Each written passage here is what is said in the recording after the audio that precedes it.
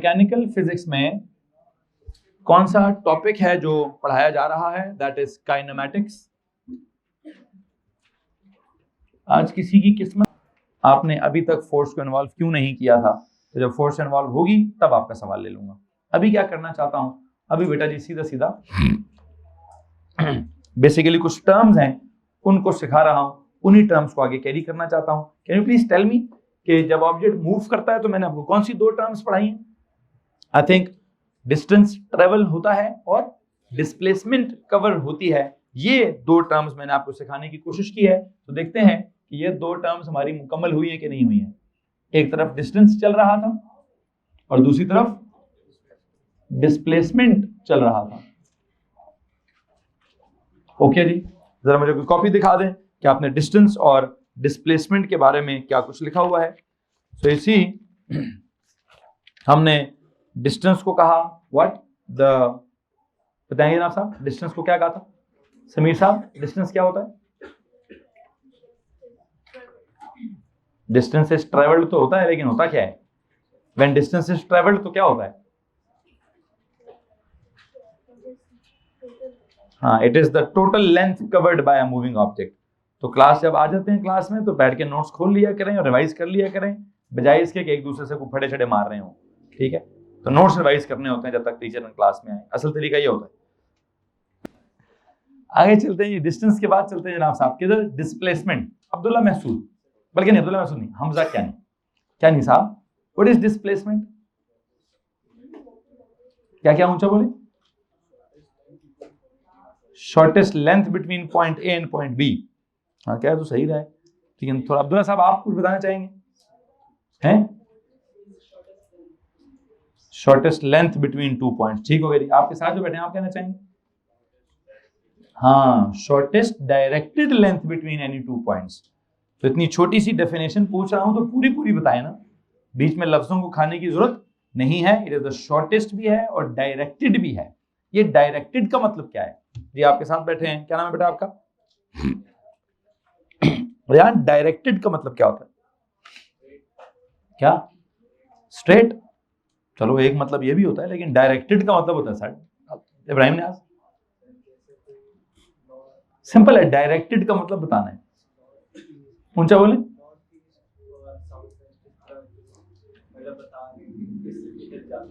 यहां कुछ कहना चाह रहे हैं जी सर? डायरेक्टेड का मतलब डायरेक्शन होता है कि उसकी कोई डायरेक्शन होगी। हाँ वही जो नॉर्थ ईस्ट होगी कि साउथ ईस्ट होगी कि किधर होगी किधर नहीं होगी।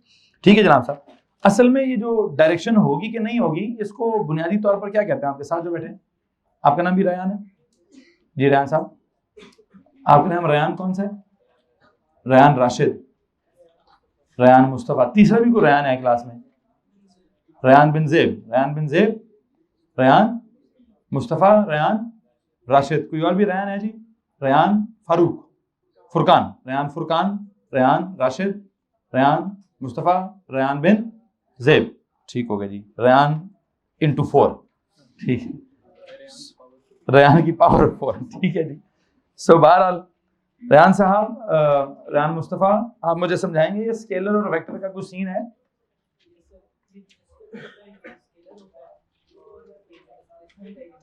मतलब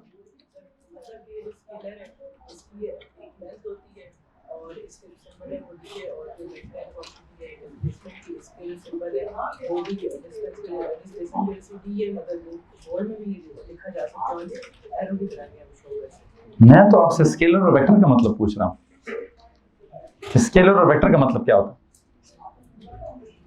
कोशिश कीजिए, दोबारा कोशिश कीजिए।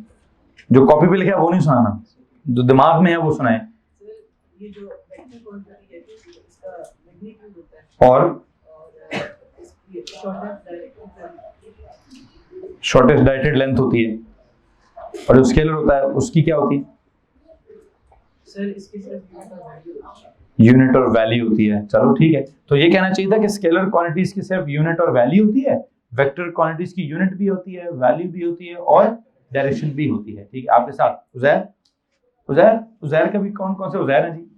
उजैर आपका नाम क्या पूरा क्या है? उजैर, उजैर अब्दुल्ला, उजैर, उजैर, उजैर इस्लाम, उजैर अब्दुल्ला, उजैर इस्लाम, कोई और उजैर है जी? फिर उजैर का स्क्वायर है और रयान का पावर 4 है। ठीक है जी, ठीक है ma'am, thank you thank you thank you thank you. So क्या बात हो रही थी, क्या पूछा था जी साहब? स्केलर वेक्टर का, नहीं अगला सवाल है, वेक्टर जिसकी डायरेक्शन बी होती है उसको रिप्रेजेंट करने का कुछ स्पेशल तरीका है? हाँ, उसको रिप्रेजेंट करने का एक स्पेशल तरीका क्या है? एक तो उसके सिंबल के ऊपर भी, सिंबल में स्पेशल तरीका क्या है, उस पर भी एरो लगा देते हैं, और वैसे भी सर वैसे भी पूरी ज्योमेट्री में उसका एक एरो लगा देते हैं। उस एरो की लेंथ का क्या सीन होगा और उस एरो के हेड का क्या सीन होगा?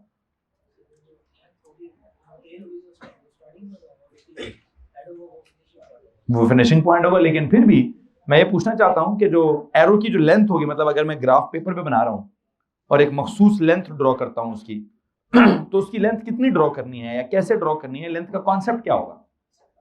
रैंडमली ड्रॉ करूंगा या कुछ सोच समझ के करूंगा? क्या सोच समझ के?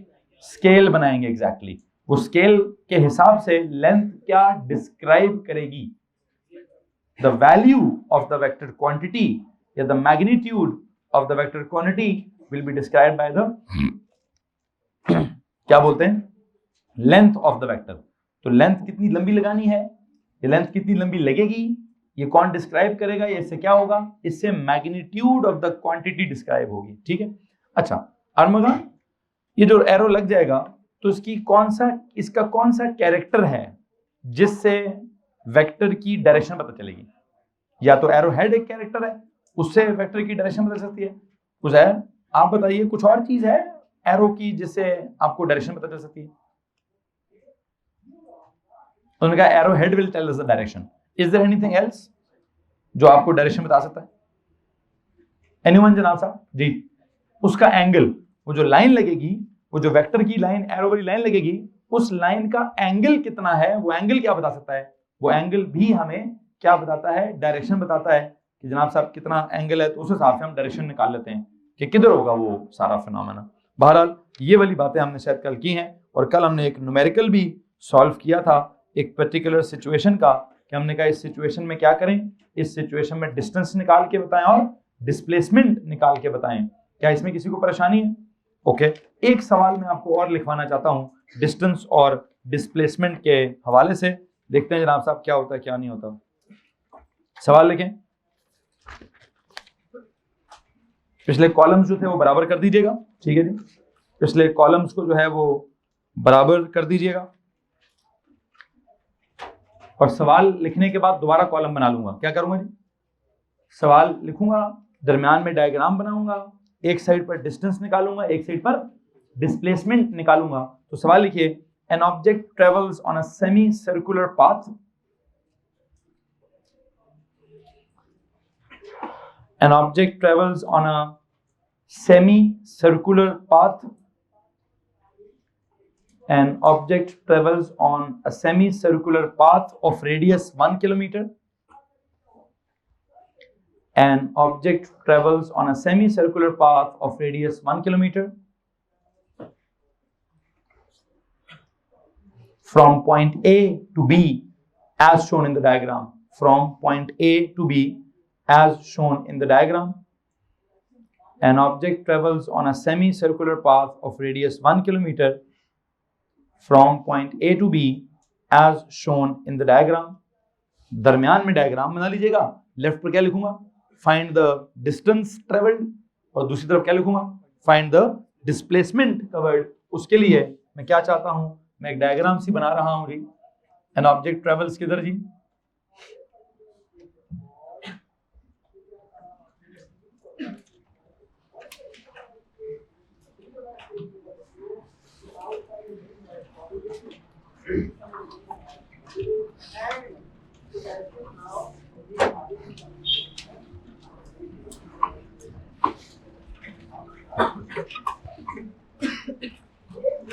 ये लो जी,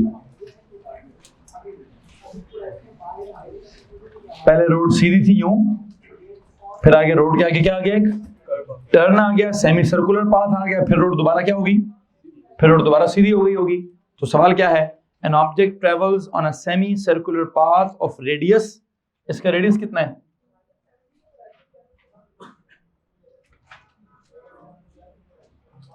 दिस रेडियस इज कितना? 1 kilometer. An object travels on a semicircular path of radius 1 kilometer, starting from क्या? From point A to point B. तो आई थिंक ये वाला पॉइंट A है, ये वाला पॉइंट B है. वैसे इस दरम्यान वाले पॉइंट को, सेंटर को क्या बोलूं? C बोल दो. इसको C बोल दो. तो ट्रेवल उसने किधर किया? वो पहले इधर से आ रहा था, फिर उसने इस रास्ते पर ट्रेवल किया है और यहां से वो गोल गोल घूमता घूमता घूमता घूमता यहां पॉइंट बी पर आ गया. तो अब सवाल क्या है हमारा? सवाल ये है, find the what distance travelled. और दूसरी तरफ सवाल क्या है मेरा? Find the displacement covered.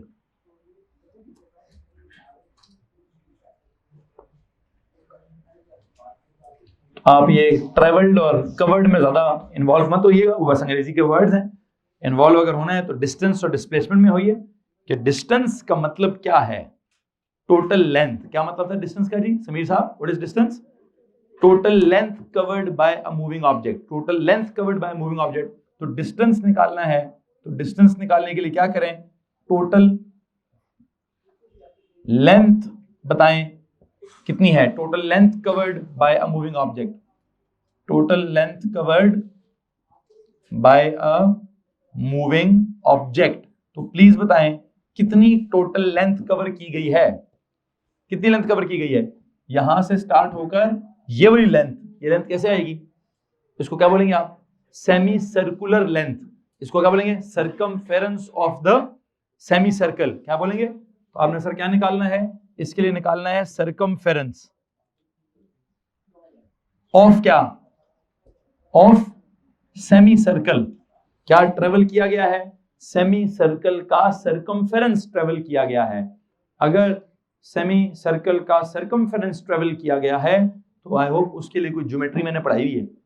क्या पूरे सर्कल का सर्कमफेरेंस क्या होता है? 2 पाई आर. तो सेमी सर्कल का कितना हुआ? 2 पाई आर ओवर 2. तो 2 पाई आर ओवर 2 कितना हुआ? I think that 2 pi r over 2, इसकी वैल्यू कितनी हो गई? It is pi into r हो गई. और पाई की वैल्यू क्या होती है? 3.14. और आर की वैल्यू कितनी है? 1. तो जवाब क्या आएगा? 3.14 क्या?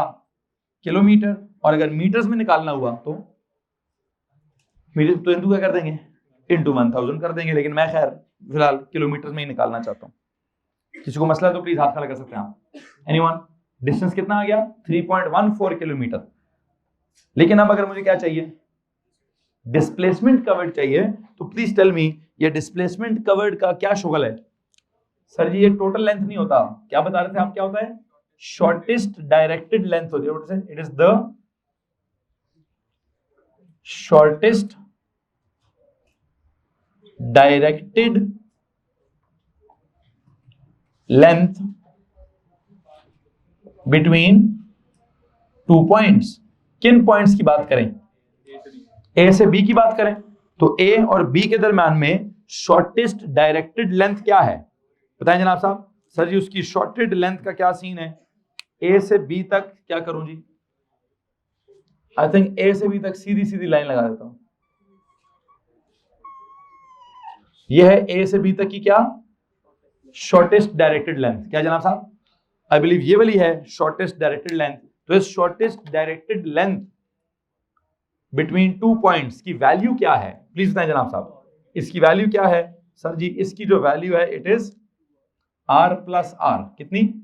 r plus r. क्या होगी? 2r. लेकिन 2r के साथ साथ कुछ और ही बता रहे हैं. 2 into 1 what is it? It is 2 kilometre. क्या सिर्फ 2 किलोमीटर लिखने से जवाब खत्म हो जाएगा? नहीं. क्या लिखना पड़ेगा? 2 किलोमीटर. 2 तो उसका मैग्नीट्यूड आ गया, किलोमीटर उसकी यूनिट आ गई. तो साथ क्या बताना है? किधर है डायरेक्शन. इस वक्त सवाल देखेंगे तो ए से बी कौन है? नीचे. नीचे क्या होता है? ऊपर होता है नॉर्थ. नीचे क्या होता है? साउथ. तो क्या लिखूं? 2 किलोमीटर ड्यू साउथ. हेलो जी 2 किलोमीटर ड्यू साउथ. इसमें अगर किसी को प्रॉब्लम है तो प्लीज हाथ खड़ा कर दीजिए. मेरी तरफ से जो आपका ये डिस्टेंस और डिस्प्लेसमेंट का टॉपिक है ये जनाब साहब मुकम्मल होता है. मैं समझता हूं कि जो भी डिस्टेंस और डिस्प्लेसमेंट का फर्क है मैं आपको समझा चुका हूं. हाँ डिस्टेंस और डिस्प्लेसमेंट अगर बिल्कुल सीधी लाइन हो, बल्कि काम करते हैं, एक और सवाल लिखते हैं, एक और सवाल लिखेंगे। An object travels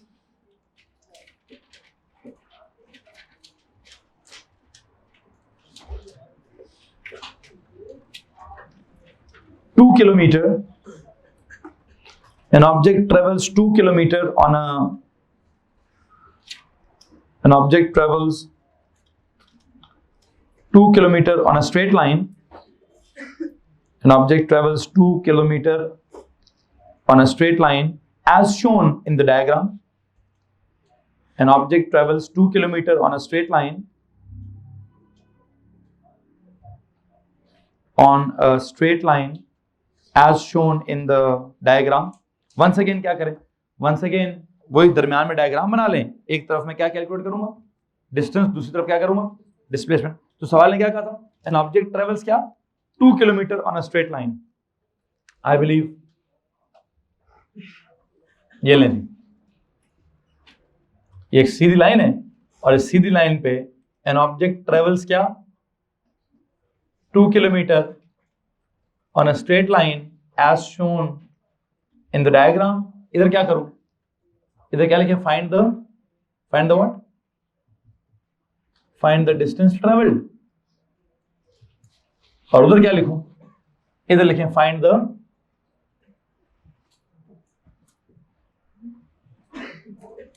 displacement covered.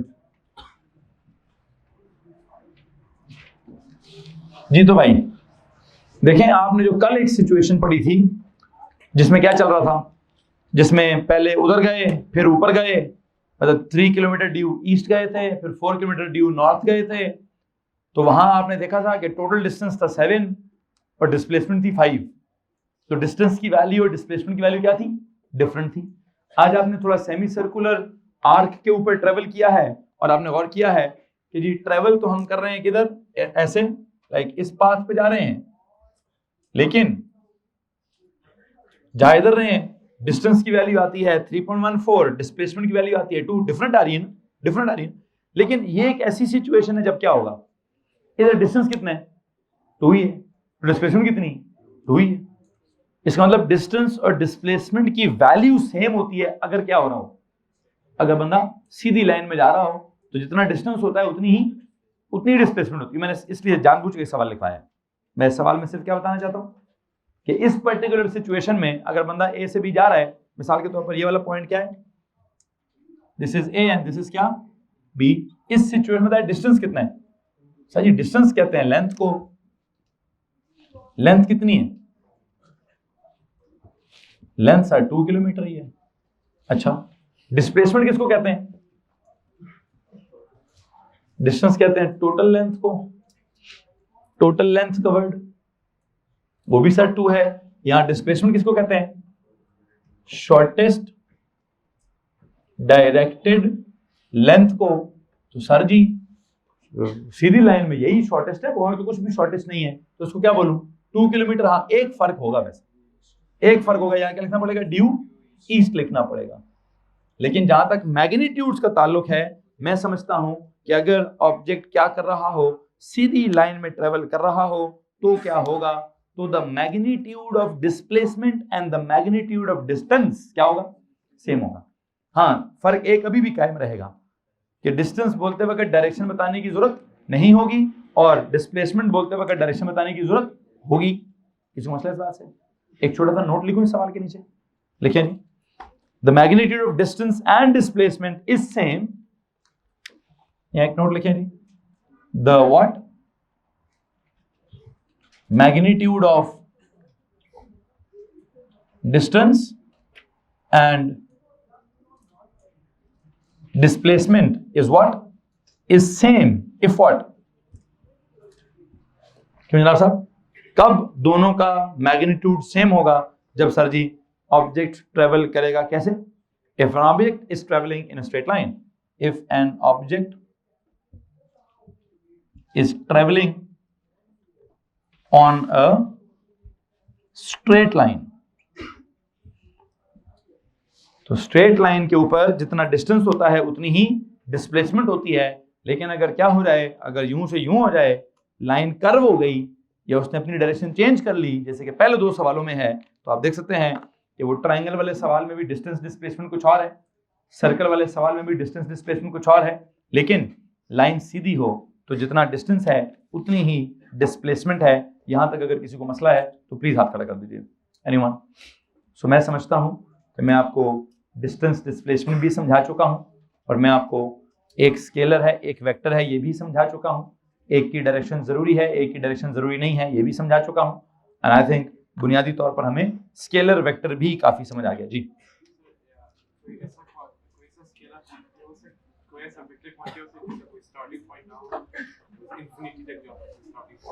नहीं नहीं, मैं टाइम की बात ही नहीं करूंगा, ठीक है, मैं नहीं करूंगा बात। मैं मुझसे सवाल आप पूछेंगे डिस्टेंस का या डिस्प्लेसमेंट का, इसके अलावा मैं कोई इस वक्त सवाल का जवाब नहीं दूंगा। डिस्टेंस या डिस्प्लेसमेंट के हवाले से कोई सवाल है तो प्लीज वो आप मुझसे पूछेंगे, उसके अलावा टाइम तो मैं भी पढ़ा ही नहीं रहा, तो टाइम के हिसाब से सवाल नहीं पूछेंगे। बहरहाल टाइम से रिलेट करूंगा, टाइम से कंपेयर करूंगा, मतलब क्या है, टाइम से मैं डिवाइड कर दूंगा। क्या करूंगा? टाइम स्केलर है कि वेक्टर है, ये मेरा टॉपिक अभी, मेरा टॉपिक क्या है कि जो डिस्टेंस ट्रेवल्ड है, ये जो डिस्प्लेसमेंट कवर्ड है, उसको टाइम के साथ क्या करें, रिलेट करें, कैसे कंपेयर करें, कैसे रेट ले लें, मतलब डिवाइड कर दें। क्या कर लें? मैंने बोला रिलेट करना है या कंपेयर करना है या डिवाइड करना है या रेट लेना है, तो क्या होगा, डिस्टेंस का अगर आपने टाइम से कंपेयर किया या रिलेट किया या डिवाइड किया या रेट लिया तो बन जाएगी स्पीड, और डिस्प्लेसमेंट को अगर आपने टाइम से रिलेट किया या कंपेयर किया या डिवाइड किया या रेट लिया तो बन जाएगी क्या, वेलोसिटी। तो एक काम करते हैं जनाब साहब, अपने कॉलम्स पिछले वाले बराबर करें और आज के लेक्चर के लिए एक नया नोट लिखने की कोशिश करें। इस नए नोट के बाद दोबारा 2 कॉलम्स पैदा हो जाएंगे, हैं जी। तो क्या नोट लिखता है जी? When distance traveled and displacement covered,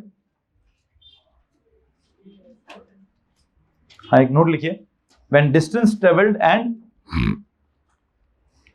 बल्कि when distance traveled or displacement covered, when distance traveled or displacement covered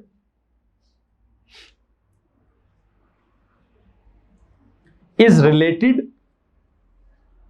when distance traveled or displacement covered is what, is related, slash लगा के लिखिए compared,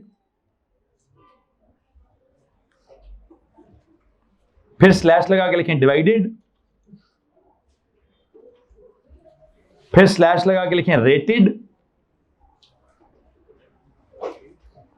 पहले क्या बोला, related, compared, divided and बोला rated, RATED, rated with respect to time, with respect to time.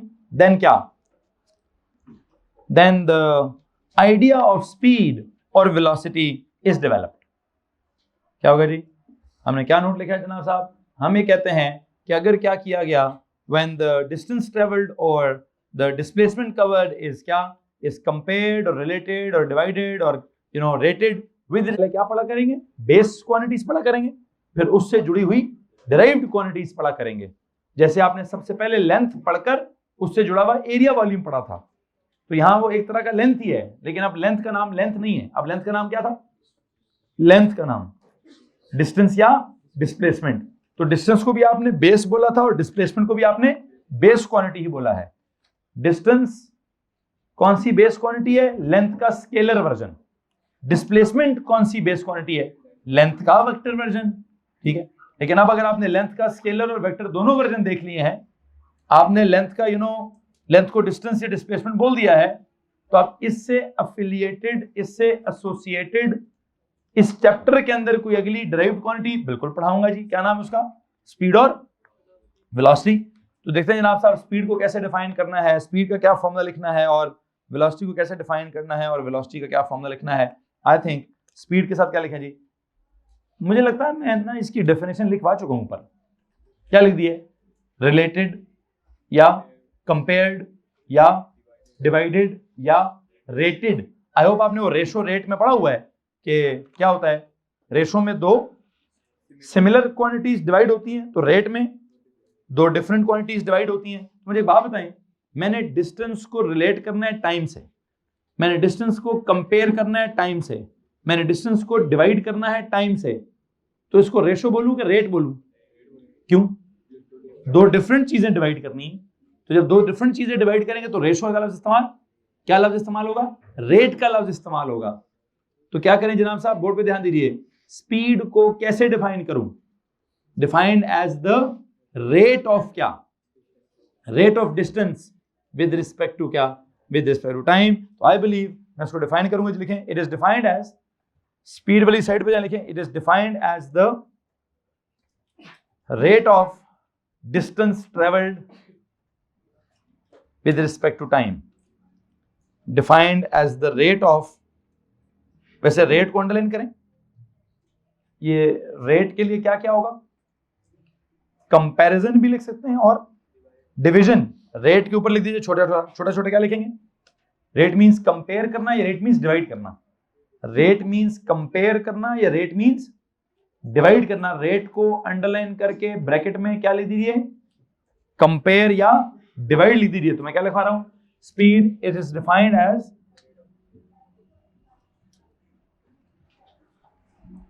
The what? As the rate of, अभी आगे rate of कुछ लिखने ही लगा था कि मैंने कहा रेट मतलब कंपेयर्ड या फिर क्या, या फिर डिवाइडेड। कंपैरिजन या रेट मींस कंपैरिजन या डिवीजन। जी तो भाई it is defined as the rate of what? Comparison या डिवीजन ऑफ व्हाट जनाब? Distance travelled with respect to क्या? With respect to time. लो जी, तो अगर आप गौर करें तो मैं ना इसका जो भी फॉर्मूला बनाने लगा हूं, इसमें प्रोपोर्शन की मुझे जरूरत ही नहीं पड़ेगी। क्यों नहीं पड़ेगी? जरा चेक कीजिएगा। इसकी डेफिनेशन में लिखा, रेट लेना है किसका? डिस्टेंस ट्रेवल्ड का विद रिस्पेक्ट टू क्या? टाइम। आई थिंक प्रोपोर्शनैलिटी क्या चेक करूं? रेट के जो लफ्ज मेरे पास ऑलरेडी मौजूद है, तो मुझे प्रोपोर्शनैलिटी चेक करने की जरूरत क्यों नहीं है? अगर आपको याद हो तो आपने मैथ्स में चैप्टर का नाम क्या पढ़ा है? Ratio, rate, proportion. तीनों चीजें आपस में बहन भाई हैं।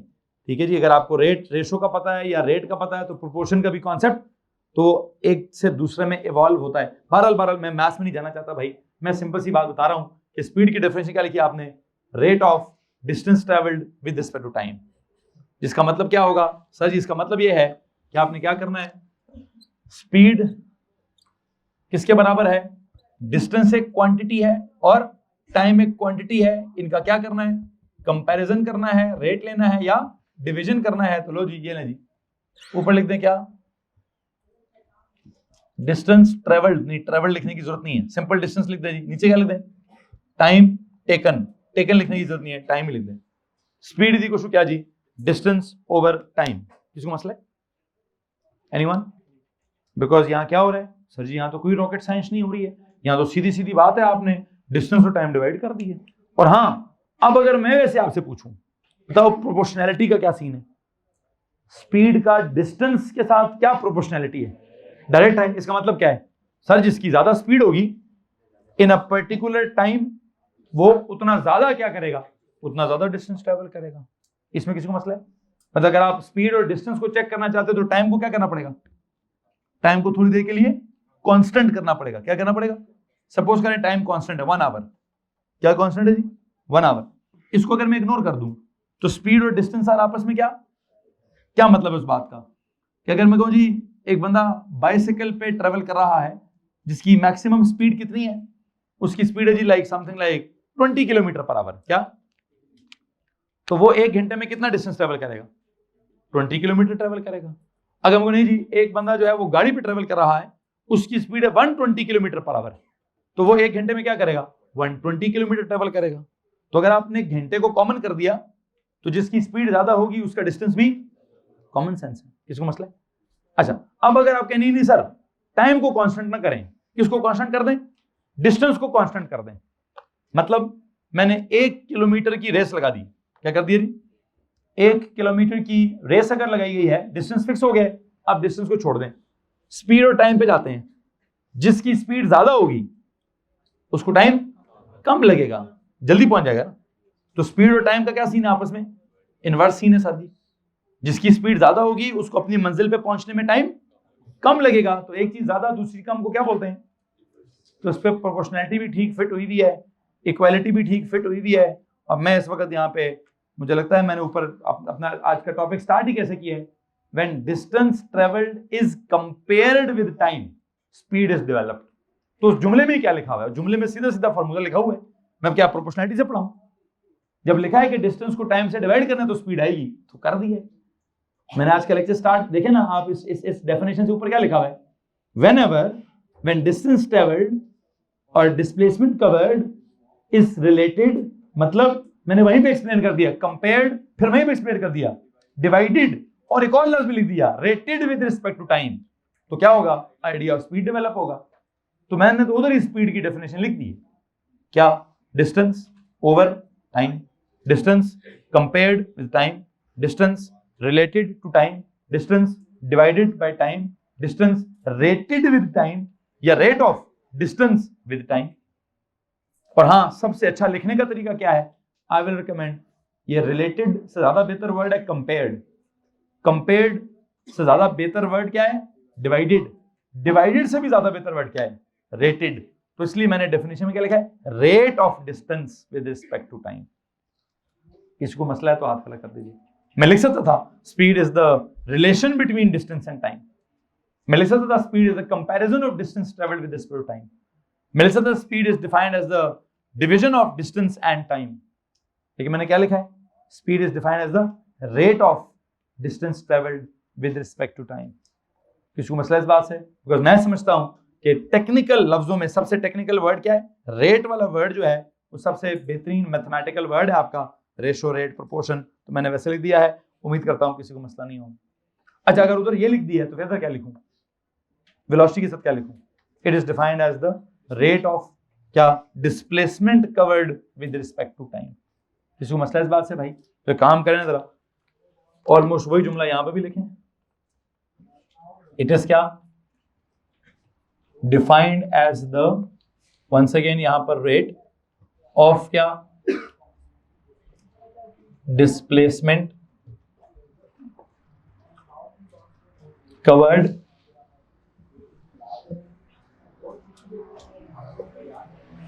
With respect to time. लो जी, वंस अगेन यहां पे अगर आप गौर करें तो उसी जैसे अल्फाज हैं, एक रेट का लफ्ज है, फिर एक डिस्प्लेसमेंट का वर्ड है, फिर एक टाइम का वर्ड है। रेट का मतलब यहां भी क्या है, कंपैरिजन या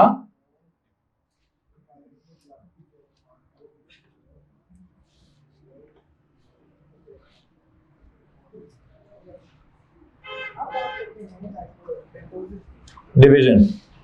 चलो जनाब साहब, यहां पे क्या डेफिनेशन बनती है जी, वंस अगेन यहां लिखें, V velocity is equal to क्या, displacement over time, related with time, compared with time, divided by time, rated with time, rate of displacement covered with respect to क्या, टाइम। यहां तक अगर किसी को मसला है तो प्लीज हाथ खड़ा कर दीजिए। एनीवन जनाब साहब, अब एक बात पे गौर करेंगे आप, उधर भी टाइम है नीचे, इधर भी टाइम है नीचे, टी उधर भी होगा, टी इधर भी होगा, उधर ऊपर है डिस्टेंस, इधर ऊपर है, अच्छा डिस्टेंस और डिस्प्लेसमेंट है डिफरेंट है, लेकिन इतने भी डिफरेंट नहीं है।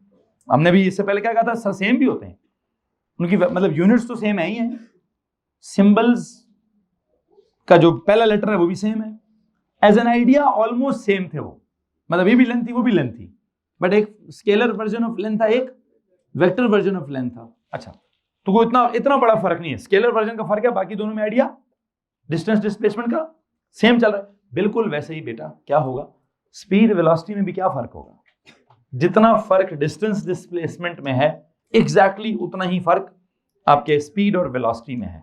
क्या फर्क था डिस्टेंस डिस्प्लेसमेंट में, स्केलर और वेक्टर वाला, तो क्या फर्क होगा स्पीड और वेलोसिटी में, स्केलर और वेक्टर वाला। होता क्या है ये फर्क, speed will be completely described by its numerical value or magnitude along with the unit only. Whereas velocity को describe करने के लिए we will require the magnitude, the unit and the direction as well. तो I think वही जो जुमले distance displacement के साथ सुनाए जा रहे थे, यहाँ पे भी वही स्पीड और वेलोसिटी के साथ भी सुनाए जाएंगे। मैं उम्मीद करता हूं कि इसमें किसी को प्रॉब्लम नहीं होगा। बहरहाल एक काम करते हैं जनाब साहब, इससे पहले कि मैं इसके सिंबल्स की तरफ जाऊं और मैं इसके फॉर्मूला की तरफ जाऊं, मुझे एक बात बता दीजिए कि स्पीड के साथ क्या लिखूं? ये फिजिकल क्वांटिटी है कि नहीं? बिल्कुल है, ये फिजिकल क्वांटिटी है। वो वाली फिजिकल क्वांटिटी है कि नहीं? बिल्कुल है सर। दूसरी बात, स्पीड बेस क्वांटिटी है कि ड्राइव्ड है? बेस तो नहीं भाई, ड्राइव्ड। वेलोसिटी के बारे में क्या ख्याल है? वो भी ड्राइव्ड है। अच्छा हाँ, फर्क इधर आ गया। स्पीड किस तरह की है जी? स्केलर है। स्पीड क्या है? स्केलर क्वांटिटी है। और वेलोसिटी वेक्टर क्वांटिटी है। और मैं क्या लिखूंगी? स्केलर क्वांटिटी के साथ लिखूंगा it has no direction to describe, and velocity के साथ क्या लिखूंगा? It needs what? It needs a direction to describe. ये इसकी डायरेक्शन होना बहुत ही क्या है जी? बहुत ही जरूरी है। तो एक काम करें जनाब साहब, स्केलर क्वांटिटी क्या कह दीजिए? It is completely represented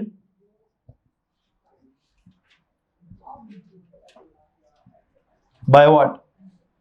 Completely represented by its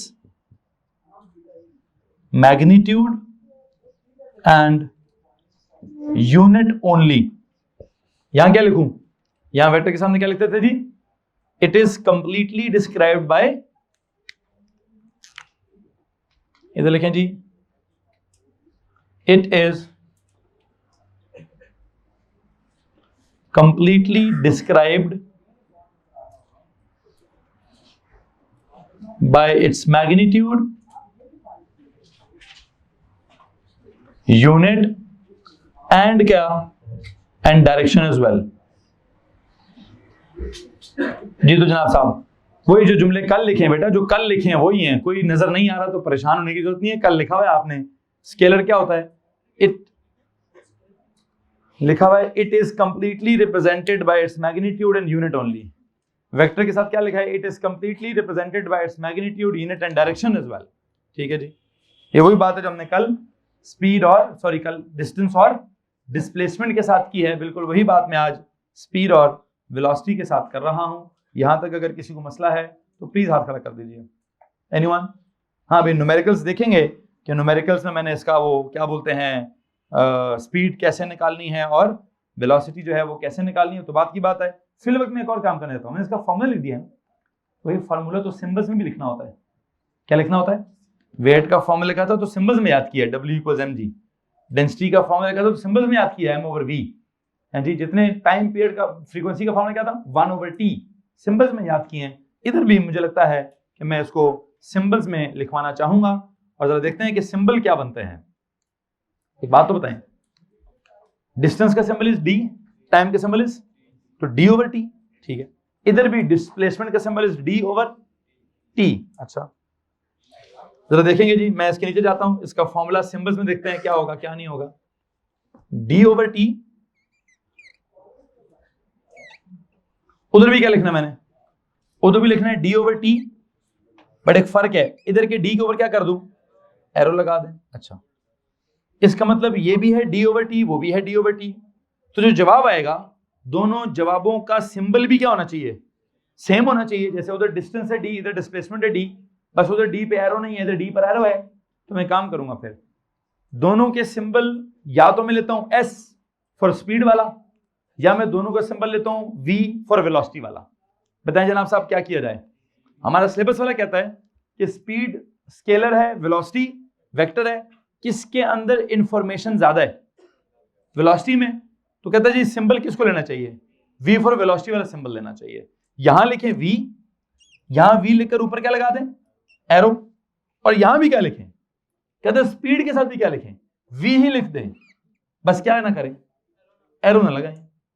तो अब इस v का मतलब क्या होगा, हालांकि होना क्या चाहिए था यहाँ पे, s फॉर स्पीड होना चाहिए था। क्या होना चाहिए था, s फॉर स्पीड। लेकिन वो क्या कहते हैं, कहते नहीं यार डिस्टेंस डिस्प्लेसमेंट का सेम सिंबल है तो स्पीड वेलोसिटी का भी सेम सिंबल होगा। डिस्टेंस डिस्प्लेसमेंट के सिंबल में फर्क क्या है, with an arrow without an arrow. तो वो स्पीड और वेलोसिटी दोनों का सिंबल भी क्या चाहते हैं, सेम सिंबल चाहते हैं, विद एन एरो या विदाउट एन एरो। तो किसको सिंबल लिया गया, एस को कि वी को, वी को सिंबल लिया गया। क्यों, ज्यादा डिटेल्ड या ज्यादा इंफॉर्मेटिव क्वांटिटी कौन सी थी, वेलोसिटी। वेलोसिटी का सिंबल प्रिवेल हुआ वी, और एक दफा हमने वी पे एरो लगा दिया तो वो वाकई में वेलोसिटी हो गया, और वी पे एरो नहीं लगाया तो वो स्पीड हो गया। कुछ मसला इस बात से। तो आई थिंक आपको मालूम है मैं कहीं ना कहीं कुछ ना कुछ सिंबल्स की साइंस भी पढ़ा रहा होता हूँ, अदरवाइज सिंबल्स की साइंस को पढ़ाना जरूरी, बस सिंबल है कोई भी सिंबल लगा ले, लेकिन मैं तो नहीं कह रहा कि कोई भी लगा लें। हम तो हर सिंबल का, चाइनीज जुबान है कि फ्रेंच जुबान है कि जो भी है, क्या वजह है क्या नहीं है, उस वजह को डिस्क्राइब करते हैं। तो मैंने यहाँ पर वेलोसिटी का वी लिखा है, ऊपर एरो लगा दिया है। स्पीड के लिए भी वेलोसिटी वाला वी लिखा है लेकिन एरो नहीं लिखा। पता है क्यों, मुझे लगता है मैं एक जुमला कहना चाहता हूं यहाँ पे, speed is the scalar version of velocity. अगर मेरे को मैंने वेलोसिटी समझा दी और क्या नहीं समझाया, उसकी डायरेक्शन नहीं लिखी, तो जो रिमेनिंग चीज होगी वो क्या होगी। एक काम करते हैं, आप जरा कल वाले डिस्टेंस और डिस्प्ले, मतलब आज के लेक्चर में जब आपने वो डिस्टेंस डिस्प्लेसमेंट की आखिरी एग्जांपल लिखी थी, उस एग्जांपल पे जाएं, सीधी लाइन वाली, सीधी लाइन वाली एग्जांपल पे जाएं जी। वहां बताएं डिस्टेंस कितना निकाला था, 2 किलोमीटर, डिस्प्लेसमेंट भी कितनी निकाली थी, 2 किलोमीटर। ड्यू क्या, ड्यू ईस्ट। अच्छा, और फिर आपने लाइन पे लिखा क्या था, magnitude of distance and displacement is same if an object is travelling on a, what if I tell you कि distance is the scalar version of displacement, या distance describes the magnitude of displacement, ऐसा भी तो हो सकता है ना। लेकिन लगा ना 2 किलोमीटर ड्यू ईस्ट, उसमें से 2 किलोमीटर क्या है, वो डिस्टेंस है, मतलब वो मैग्नीट्यूड, लेकिन उसको क्या बोलूं, डिस्टेंस। ड्यू ईस्ट क्या है, तो इसका मतलब सिर्फ डिस्टेंस के साथ क्या ऐड कर दें तो वो क्या बन जाएगा, डिस्प्लेसमेंट। बिल्कुल ऐसे ही स्पीड के साथ क्या लगा दें, डायरेक्शन, तो क्या बन जाएगी। अच्छा, वेलोसिटी में से डायरेक्शन हटा दे तो पीछे बचेगा क्या, स्पीड। ये बात समझ आ रही कि नहीं आ रही, कि स्पीड और वेलोसिटी दो मुख्तलिफ चीजें, कुछ है, कुछ फर्क है, लेकिन बिल्कुल जमीन आसमान का फर्क नहीं। कितना फर्क है, बस एक दफा डायरेक्शन बताएंगे, एक दफा डायरेक्शन नहीं बताएंगे, इतना फर्क है। तो मुझे लगता है कि कभी कभार हम ये कह सकते हैं कि सर वेलोसिटी को ही स्पीड कहा जाए या स्पीड को ही वेलोसिटी कहा जाए। क्यों, साथ डायरेक्शन बता जाएं या डायरेक्शन ना बताएं। मैं बस आपको ये जस्टिफाई करना चाहता हूं कि दोनों का सिंबल वी क्यों है। दोनों में काफी कुछ कॉमन है, इसलिए दोनों का सिंबल वी है। एक में वी पैरो लगाएं, एक में वी पैरो ना लगाएं जी। हाँ, अब आते हैं, अच्छा इस बात पे भी चलते हैं। अगर आप यूनिट्स चेक करना चाहते हैं तो आपको ज्यादा ऑब्वियस हो जाएगा कि इस डी ओवर टी की यूनिट्स क्या होंगी, मीटर पर सेकेंड। इधर भी क्या होगा, मीटर पर, सेम ही चीजें हैं, उसकी यूनिट भी मीटर पर सेकेंड, इसकी। तो एक काम करें, आगे लिखें एसआई यूनिट इज, इस वाले के नीचे लिखें इट्स एसआई यूनिट इज क्या, इधर भी लिखें एसआई यूनिट इज क्या, मीटर पर सेकेंड। आपको मालूम है ना, फार्मूले को देख के यूनिट बनाते हैं कैसे, ऊपर क्या है डिस्टेंस, तो किस में है, मीटर में, नीचे क्या है टाइम, किसमें है, तो क्या करूं, मीटर पर सेकेंड। अच्छा, ऐसे ही काम करेंगे, ऐसे एसआई यूनिट इज क्या, ऊपर था मीटर, नीचे था क्या, per second. And I hope you know, metre per second लिखूं या फिर मीटर पर सेकेंड लिखूं या फिर हाँ ms -1 भी होता है। इधर भी लिखे उधर भी लिखे, दोनों तरफ लिखें जी। इधर ही बताएं, वेलोसिटी वाली साइड बताएं, इसकी भी SI यूनिट क्या है, displacement is in metres, over time is in second, metre per second, यूं या फिर यूं या फिर यूं। वैसे एक बात तो बताएं, कोई और यूनिट है, हाँ हम जो गाड़ियां चलाते हैं, गाड़ियों में स्पीड क्या होती है, वो तो मीटर पर सेकंड के हिसाब से नहीं चलती। रोडों के ऊपर जो साइंस लगे होते हैं स्पीड लिमिट वाले, वो मीटर्स पर सेकंड में लगे हुए हैं, वो तो वो किलोमीटर पर आवर में लगे हुए हैं। आई थिंक मुझे सिर्फ SI नहीं पढ़ाना, मुझे फिर अदर यूनिट भी पढ़ानी चाहिए। और वो अदर यूनिट क्या बनती है, देखिए यहाँ साहब, नॉन SI यूनिट या अदर यूनिट इज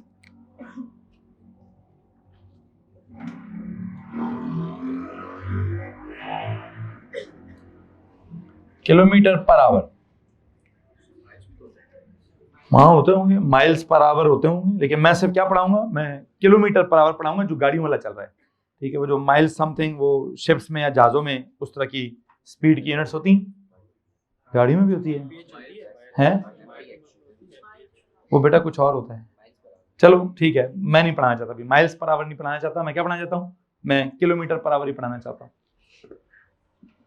क्योंकि जब हम माइल्स में जाएंगे ना, तो हमने वो किलोमीटर में कितने मीटर होते हैं ये तो पढ़ा हुआ है, माइल्स में कितने मीटर होते हैं ये हमने, अगर आपको याद हो तो मैंने प्रीफिक्सेस टाइप यूनिट्स पढ़ाई हैं कि यूनिट के साथ प्रीफिक्स लगा दो तो क्या होता है, यूनिट का स्टैंडर्ड ही चेंज कर दो। लाइक मीटरों से फुटों में चले जाओ, मैंने फुट पढ़ाए थे, मैंने यार्ड्स पढ़ाए हैं, नाम बोला होगा मैंने, माइल्स का नाम भी बोला होगा, फरलांग्स का नाम भी बोला होगा, लेकिन मैंने उसको मीटरों के साथ सेंटी लगाकर, डेसी लगाकर, किलो लगाकर ये जरूर पढ़ाया है कि सेंटी में कितने मीटर होते हैं, या मिलीमीटर में कितने होते हैं, या किलोमीटर में कितने होते हैं, माइल में कितने मीटर होते हैं, मैंने नहीं पढ़ाया हुआ, मैं पढ़ाना भी नहीं चाहता। ठीक है, सो यहाँ पे SI unit is kilometre per our, इधर भी नॉन SI यूनिट क्या होगी, non SI unit is what, kilometre per our. अच्छा, अब ये जो मैंने किलोमीटर पर आवर लिख दिया है, मैं इसको थोड़ा सा समझाना चाहता हूं, समझाना भी क्या चाहता हूं, कन्वर्ट करना बताना चाहता हूं। आई होप आपको मालूम है कि हमने हमेशा यूनिट्स को कन्वर्ट करना सीखा है, और वो कैसे कन्वर्ट करते हैं। अब ये जो कन्वर्जन का टॉपिक है, इधर मैं फॉर्मूला सिखा देता हूं, उधर मैं एक एग्जांपल कर देता हूं, मतलब दोनों चीजें सेम ही चल रही ना। अब आपको लगता होगा सर वही इधर लिखते हैं वही उधर लिखते हैं, तो अब सेम सेम तो ना लिखवाएं।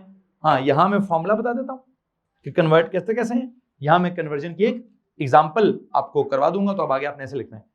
क्या हेडिंग दूं जी, हेडिंग में कन्वर्जन ऑफ यूनिट्स।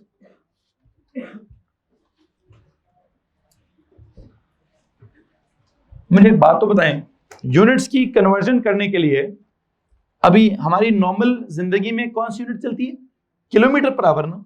मुझे एक बात बताएं, अगर मुझे किलोमीटर पर आवर को किस में कन्वर्ट करना है, किस में कन्वर्ट करना है जी, मीटर पर सेकंड में। Okay, just tell me one thing, kilometre ऊपर है कि नीचे, न्यूमरेटर में कि डिनोमिनेटर में, न्यूमरेटर में ना, तो किलोमीटर की कन्वर्जन ऊपर करूंगा कि नीचे करूंगा, ऊपर। किलोमीटर में कितने मीटर हैं, हाँ, किलोमीटर में 1000 मीटर हैं, किसी को मसला है, मैंने ऊपर किलोमीटर की जगह लिख दिया जी 1000 मीटर, प्रॉब्लम तो नहीं है भाई। अच्छा आगे चलें, आवर्स किधर है, नीचे, उसकी कन्वर्जन किधर होगी, जो ऊपर होगा वो ऊपर कन्वर्ट होगा, जो नीचे होगा वो, अच्छा नीचे आ जाए। 1 घंटे में कितने मिनट होते हैं, 60, कितने सेकंड होते हैं, 60 × 60, क्या करूं, चलो 3600, 1 घंटे में 3600 क्या होते हैं, सेकंड। हेलो, क्या मतलब इस बात का कि आपने अगर, हाँ बड़ा छोटा नहीं चेक करो, छोड़ो बड़े छोटे, क्योंकि आपको याद है वो बड़ा कौन है छोटा कौन है, वो हमने ग्राम पर cm क्यूब में और किलोग्राम पर क्यूबिक मीटर में बड़ा परेशान हो गए थे। किस बुनियाद पर परेशान हो गए थे, सर वो ऊपर भी कुछ चल रहा होता है नीचे भी कुछ चल रहा होता है तो समझ ही नहीं आती। वैसे हमने एंड पे समझा दिया था, क्या समझा दिया था कि किलोग्राम पर क्यूबिक मीटर बड़ा, कौन बड़ा था, क्यों, उसका डी मतलब कुछ था, किसी का डिनोमिनेटर बहुत बड़ा हो जाए तो आंसर बहुत छोटा हो जाता है। खैर मैं उस बहस में दोबारा नहीं जाना चाहता, मैं बस इतनी बात बताना चाहता हूं कि किलोमीटर को मीटरों में कन्वर्ट करना तो ऊपर 1000 लिख दीजिएगा, आवर्स को सेकेंड्स में कन्वर्ट करना तो नीचे 3600 लिख दीजिएगा, किसी को मसला है तो हाथ खड़ा कर दीजिए। मिसाल के तौर पर अगर मैं कहूं, इधर मैं आके उसकी एग्जांपल लिख देता हूं। एग्जांपल क्या है जी,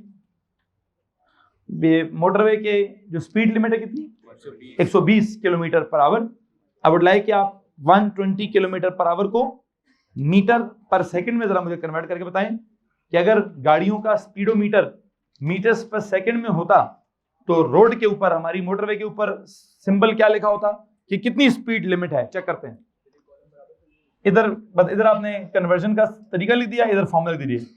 इधर एग्जांपल दीजिए, convert 120 kilometre per our into क्या, इनटू मीटर पर सेकेंड। बताओ क्या करूं बेटा? बस यहां एक चीज ये लिख दिया, फार्मूला लिख दिया कन्वर्जन का, यहां उसकी एग्जांपल आ गई। उस कॉलम में उस तरफ आपने क्या लिख दिया है, कन्वर्ट करने का मेथड लिख दिया है, और यहां मैं उसकी एग्जांपल करा रहा हूं, तो कॉलम ही चल रहा है एक तरह से। बताएं क्या करूं? ये जो आपका, सुने जरा गौर से, इसको कन्वर्ट करना है ना, इसकी जगह 120 की जगह क्या लिखूं? 120। प्लीज टेल मी, किलोमीटर की जगह क्या लिखूं? 1000 मीटर। ओवर आवर्स की जगह क्या लिखूं? 100 सेकेंड्स। तो जवाब बता दीजिए प्लीज।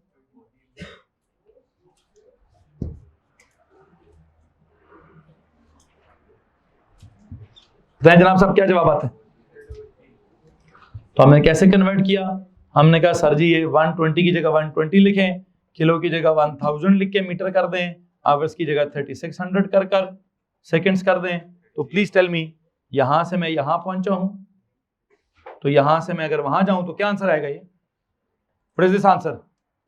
2 0 काट दो, कैलकुलेटर निकालो ना यार। 33.3 मुझे फाइनल आंसर चाहिए। 33.33 ठीक है जी। ओके सर जी, आंसर क्या आएगा? 33.3 मीटर पर सेकेंड। क्या आंसर आएगा जी? तो क्या लिखा होगा? अगर आपकी गाड़ियों का स्पीडोमीटर SI यूनिट्स को फॉलो करता, तो वहां पर आपकी और मोटरवे पे आप ट्रेवल कर रहे होते हैं, तो वहां साइनेज क्या लगी होती कि मैक्सिमम स्पीड लिमिट कितनी है आपकी? 33.3 मीटर पर सेकेंड। ये थोड़ी स्पीड नहीं है भाई, आपको लग थोड़ी रही है। क्यों थोड़ी लग रही है? वो मीटर पर सेकेंड के साथ लिखी हुई है। एक सेकेंड में इतने मीटर तय करने हैं। इसका मतलब वही है जो 120 किलोमीटर पर आवर का मतलब है कि आप 1 घंटे में यहां से कसूर कसूर तो बहुत दूर है, कहां पहुंच जाएंगे? चकवाल पहुंच जाएंगे। मोटरवे पे जाएं, मोटरवे से चकवाल का मेरे ख्याल से कोई 120 का फासला है, और जितना भी है जी, जहां भी चले जाएंगे। पेशावर वाली साइड पे जाएं तो पेशावर पहुंच ही जाएंगे। ठीक है जी।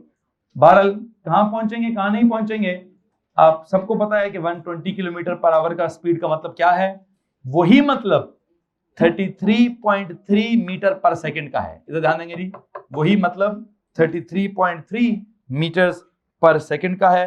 यहां तक अगर किसी को मसला है तो प्लीज हाथ खड़ा कर दीजिए। एनीवन? आई थिंक जो मैं समझाना चाहता था मैं आपको समझा चुका हूं। मैं यहाँ पे जाकर स्पीड और वेलोसिटी वाले लेक्चर को जो है वो इख्तिताम करूंगा। यहाँ से आगे नेक्स्ट लेक्चर में जाएंगे जी।